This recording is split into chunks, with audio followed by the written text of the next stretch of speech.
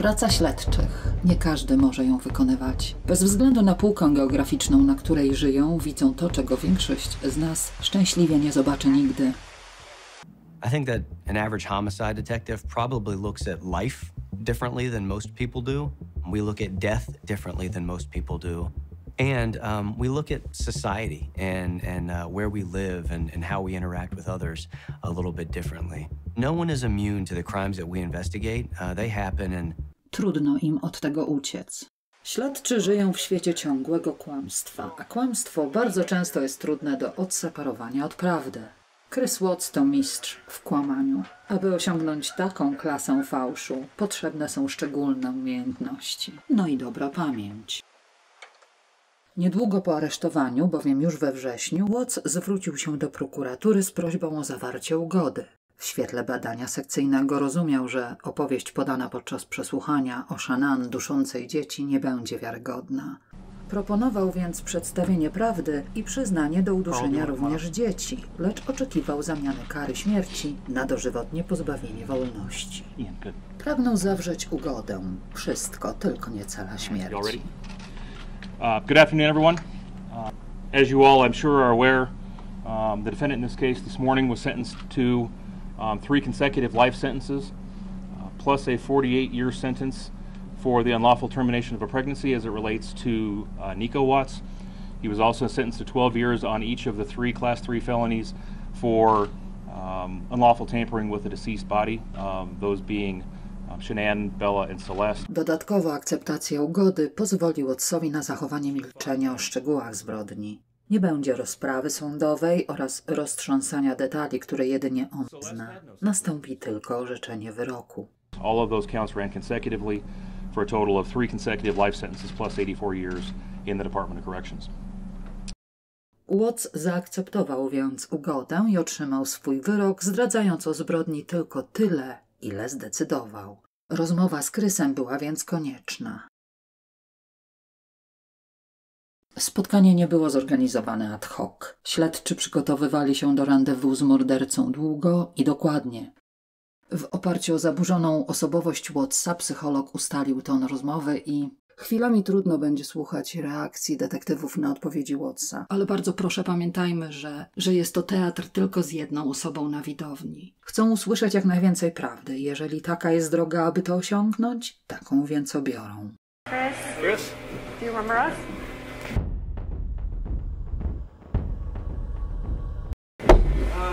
Yes. Yes. Okay. I see it. I just took a moment there. Good to see you. Different. How are you doing? I'm okay. How about you guys? Good. You remember, I talked to you, Tammy talked to you, Dave talked to you. We're all from Colorado. And so the last time we talked to you, it's a different situation, right? Our investigation was open and your case was open. That's completely different now. So your case is completely closed. Nothing about what we're going to talk about today has anything to do with an open investigation. So we're not here to get more charges on you or get any statements from you that are going to jam you up anymore, right? That's all done. So all of our cases are closed and the court case is closed. So there's nothing that we're going to talk about today that's going to get you in any type of more trouble at all. And so I wanted to make sure you knew that's not why we're here. Okay. But why we are here. So the 3 of us work from 3 different agencies, right? Quite a bit different. CBI, FBI, and Frederick PD. Different goals. And the things that happened with you kind of all brought us together. And as the months have passed on since everything happened, we just keep in touch with each other and we keep talking to each other. And we've all separately kind of said, did Chris seem unique to you? And me and Tammy have talked about this, Dave and I have talked about this. Did Chris's situation seem different to you? And we keep having that conversation. We can't quite put our finger on it, right? We think that your life leading up to all of the things that happened were very interesting to us. And for me personally, I don't know if you remember, but one of the last things you told me was, hey Graham, I'm sorry that I started lying to you. And that stuck with me for the last couple months. It's been ringing in my head, right? I've never ever worked a case like this where someone told me that ever. And so as I walked away, I thought, Chris is different. Chris is a little bit unique in that regard. So, in talking with Tammy and talking with Dave, I said, in our own different way and in our own different wording, said it all happened a bit too quick for us, right? So when we saw you last, we were talking and talking and talking about your family, about your parents, about everyone. And then the next thing you know, for me and Tammy and for Dave, all of a sudden some patrol officers came in and arrested you. And that was far quicker than we had hoped it would happen. And you understand why that happened, and we understand why that happened. But it left us with 1,000 questions that we didn't get to ask. And then even more importantly, I think it probably left you with 1,000 things that you didn't get to talk about with us. I don't know if you feel that way or not, but, and so that's why we're here today. We wanted to kind of talk to you a little bit more about everything, you know. And it sticks with me that to this day, there's not one person that's told me, I saw it coming. I knew Chris was like that. I knew it. Not one person. So it's just, it's interesting to me, right? Not one. So we want to talk a little bit about that. And so really that's why we're here. Are you available to talk to us? Yeah, definitely. Okay. All right. So off the bat, if you have any questions, just tell us. Okay. If there's something that you don't want to talk about, that's okay. We might press you a little bit. Okay, we might say, well, do you mind if we just maybe then ask one question? If something makes you uncomfortable, just tell us. So then, is there anything about your schedule today that makes it that you can't talk to us? No, there was like a pass for this and the AM and the PM. Okay. Yeah, they reserved the room the whole day, Oh, just okay. in case. That's just what they do. Okay, I didn't know if that was like two separate things or something. I think you have to go back for lunch to get counted for or something, Oh, like 11:30. Yeah, lunch is like 11, but So in general, how is it here? it's a lot different in Colorado. Was it? It's Good or bad? It's better, I think, because I mean, it's here. I'm actually around other people. I mean, in Colorado, it was just like I was segregated. They were just telling me like how I should kill myself and like what they're gonna do to me and just like all that kind of stuff. So Oh. it was today. This is a lot different because I mean, people here don't seem to. It's not like they don't care, but it's just kind of like they don't like judge you as soon as you walk in. Colorado was like they knew why I was there and that was it. They were just like if they had 1 second alone with me, it would have been Really? they would yeah. Gee, man. So they had to make sure you were completely separated from anyone else. Jeez. Wow. Like I didn't see anybody else there. Like I was in the cell next to somebody, but like I never saw them. You just hear them. How was, have you been able to talk with family members? Oh, yeah, definitely. Yeah. Like Yeah. we get from 6 p.m. to 7:30. And do they charge you for it, or? Oh, it's just like it's like Securus or something. Okay. Securus jest przedsiębiorstwem prywatnym profitującym z wideo i audio komunikacji w aresztach, w więzieniach i w zakładach poprawczych. Securus jest krytykowany za wysokie ceny połączeń. And how do you make money to pay for that? They put money on the phone. Oh, you've been able to talk like family members and parents and all Yeah, that? my mom and dad, my sister. Okay, good. Is that a good thing? That's a good thing. Yeah. It was hard to hear your parents at sentencing. Yeah. I didn't know if what they were gonna say. So Yeah. I really appreciated what they said. I don't know about you. I definitely I didn't expect them to be there. Good morning, are you Ms. Powers? Good morning, Your Honor. Introduce yourself for the record. I'm Cindy Watts. Ron Wattsa. Thank you. And I have authorized you to make a statement to the court as paternal grandparents of the children. And if you choose not to make a statement, but your designee, Ms. Powers, chooses to, she can do so as well. How would you like to proceed Can today? I read that? Yeah, do you want me to start?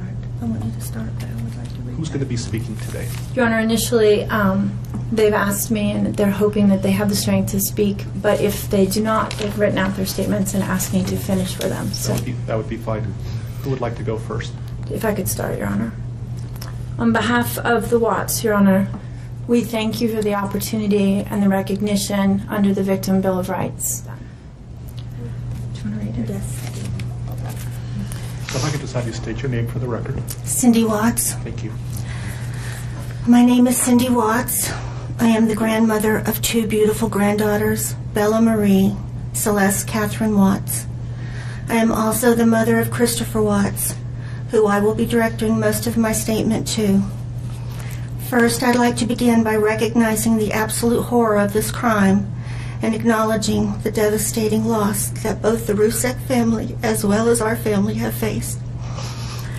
Our families have been irreparably broken by the needless deaths of Shanann, Bella, Cece, and Nico. This is something we will never get over. We will always mourn the loss of our family, and in that we are united in our grief. I am still struggling to understand how and why this tragedy occurred. I may never be able to understand and accept it, but I pray for peace and healing for all of us. Now to my son Christopher, I have known you since the day you were born into this world. I have watched you grow from a quiet and sweet, curious child who Bella reminded me so much of, to a young man who worked hard in sports and later mechanics to achieve your goals. You are a good friend, brother, father and son. Byłeś dobrym przyjacielem, bratem, ojcem i synem. Well, a boy's best friend is his mother. Nikt, kto morduje 3-latka i 4-latka, nie był i nie jest dobrym ojcem czy dobrym człowiekiem. Zamordował jedną córkę, podczas kiedy druga siedziała tuż obok, obserwując to, co dobry tatuś robi jej siostrze. Droga pani Watts, ten fakt wyklucza go z listy dobrych ludzi. We have loved you from the beginning, and we still love you now. This might be hard for some to understand, how I can sit here under these circumstances and tell you, although we are heartbroken, although we can't imagine what could have led us to this day, but we love you. Maybe you can't believe it either.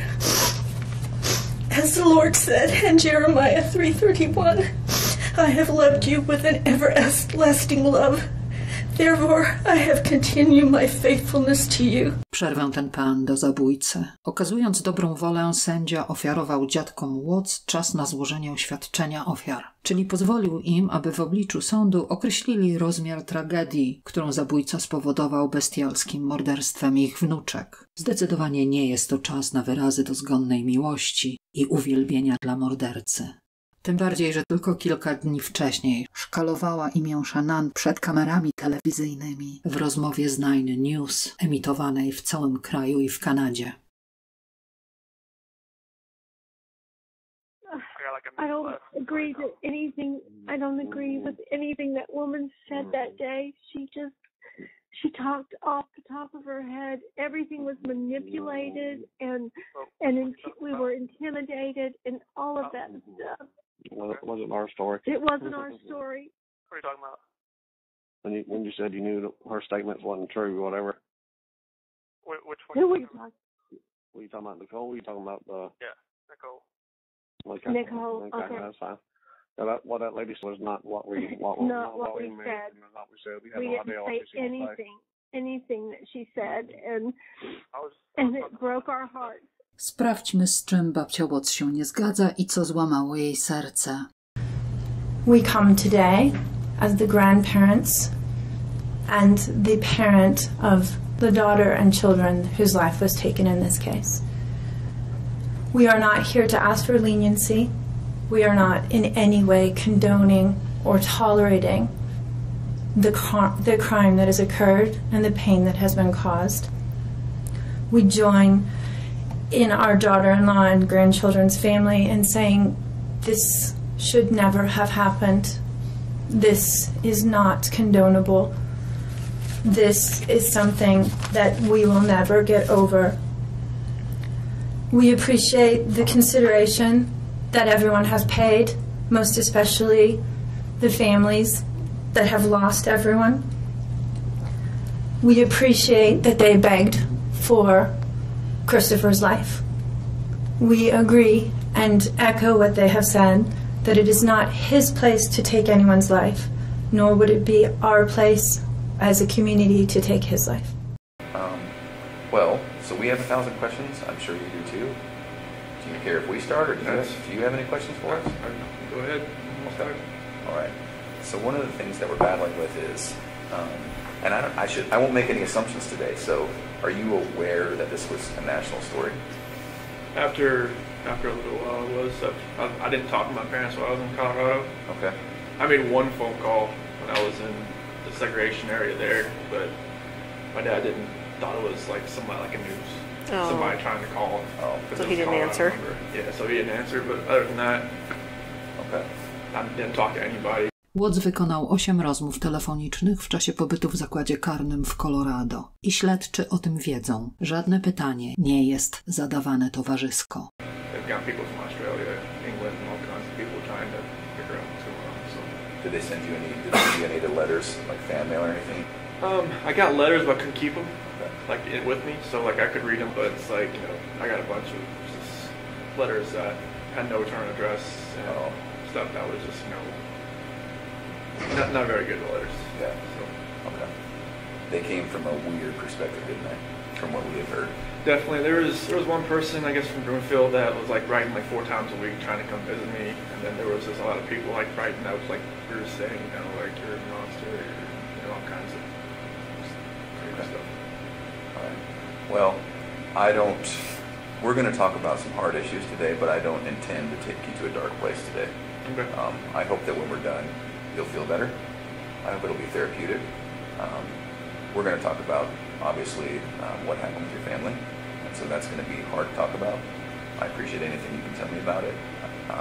We were aware that you were getting a lot of letters, a lot of interest, and then us personally as law enforcement, we got so many people who claim to have known you, claim to have been with you, dated you, slept with you, and 99 times out of 100, they were just crazy people, right? And so maybe that's a good place to start. Had you heard about any of that? John Walsh, he told me about some dude from Wyoming. Yeah. Trent? Yeah. And who told you about that? Attorney John Walsh. Oh, okay. Yeah. Do you mind if we talk about him? Yes. Graham and I interviewed him. You had to? Yes. A waste of our lives. Yes. So Trent, in summary, Trent came in and said, met you online on a dating app, had a few, you know, casual but quick sexual encounters with you. And let me be very clear, today we're also not here to judge you. And if there is anything like that, you can imagine we've heard way worse. If it's true, I hope that you can just casually say, yeah, I mean, this happened, it wasn't as bad as he said, but maybe this happened. So his story was met online, met you, and it was a time when you were experimenting with maybe men. And so he said he met a couple times, met his friends, went to an apartment, had a couple of meetings in a parking lot, and then that was basically it. Does any of that sound familiar? Okay. No, I never met the guy. Okay. All right. Yeah, he talked about being in your truck with your girls, like the whole 9 yards, so. Okay. No. Right. I've never even been to Wyoming, let alone driven up there to see someone. So Trent, can we have kind of a tough conversation? Sure. Some of the stuff you're talking about is pretty hard to believe. And we're getting to the point where we're wondering if you're wasting our time. On and on and on. I said